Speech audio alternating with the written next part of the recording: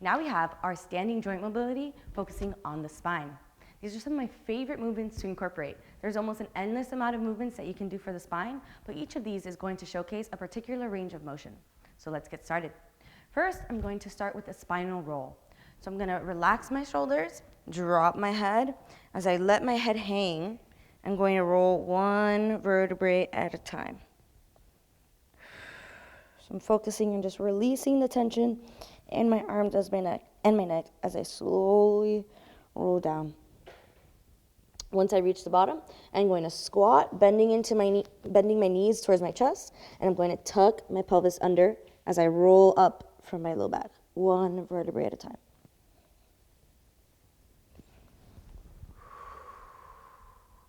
Tucking my chin, rolling, relaxing my shoulders, letting my head hang as a weight here to pull myself down, nice and slow. Squatting, tucking my pelvis under, rolling up from my low back, one vertebrae at a time. For this movement in particular, I really do emphasize going slow and controlled so you can try to really release all those little tissues in between your vertebrae. Here's one more. I'm also pulling in my belly button to help support my spine here.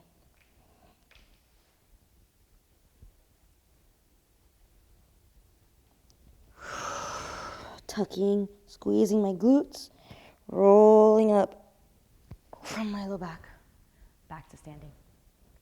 Next, we're going to work on extension and flexion of the spine. We're not going to necessarily go for as much range as we can, mostly trying to go for as much articulation throughout this whole region. So I'm flexing and extending, pulling my shoulders down and back, opening my chest and my whole front line to the sky.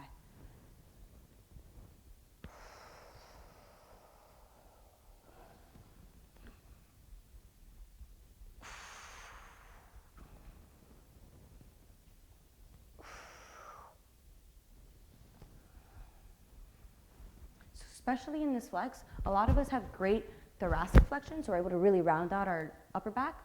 Think about trying to round out all the tissues in between your low back and your upper back. So more so this thoracic lumbar junction here. This is where I personally feel a lot of tightness as well as a lot of other people that I work with. So press to the areas that you're tight as if I'm reaching with these vertebrae toward that wall. And extend. Next, we have a lateral glide. I'm going to start by squaring off my hips. I'm going to create tension in my core, create tension in my glutes as I drive out laterally here, just like in my tall neutral stance where we started. My arms are going to be out to my side. I'm going to imagine that I'm gliding my rib cages over my hips. This is going to help me better visualize this motion. And remember, this isn't necessarily supposed to be a large range of motion. Trying to get this control in this range where a lot of us aren't familiar with. Keeping my arms in a plane so I'm not teeter-tottering here.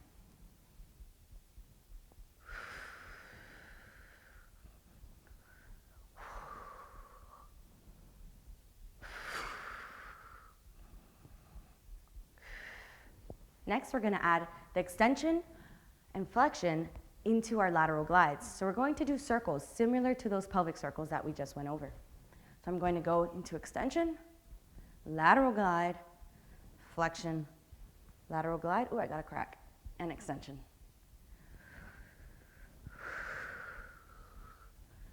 And then you can try to smoothen this out as you become more familiar with this. But also try to imagine that you're lengthening throughout this as well. So you don't want to necessarily flex into it as much. So go into that range by maintaining length in your spine. Imagine that someone's pulling you on a string, trying to make you as tall as you can. This one's a lot more challenging than it looks like as well. Really trying to speak to my spine and gain more awareness and control. Whew. Those are your thoracic circles. Next, we're going to go into a lateral reach. So I'm going to start by bending my arms. You can also add some hips into this movement by driving your hips out to the side, but for the purpose of this course, I'm going to show you my preference, which is creating more static structure from the hips to try to get a deeper stretch in those tissues. So starting from here, I'm going to reach this arm down towards the corner of the floor, trying to lengthen through this arm. Same thing, I'm reaching overhead, trying to lengthen both of my arms. And you can let your neck hang here. It's a great stretch for all these lateral tissues.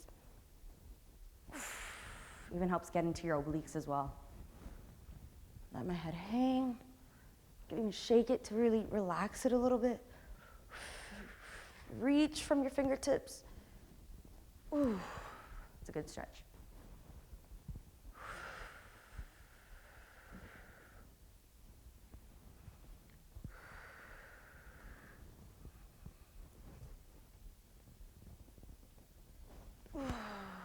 And last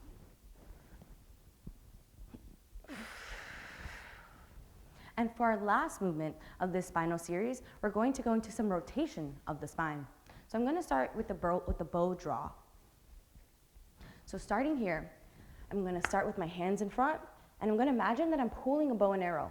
So I'm going to square off my hips and rotate as far as I can without letting my hips lose structure. So I'm rotating. You can look back here as well, or keep your eyes forward. I prefer to look back. Or sometimes I actually play with both, so it's up to you. I think utilizing both is going to help you increase your range of motion in all aspects here. Try to keep the shoulder packed as you're reaching with the elbow back.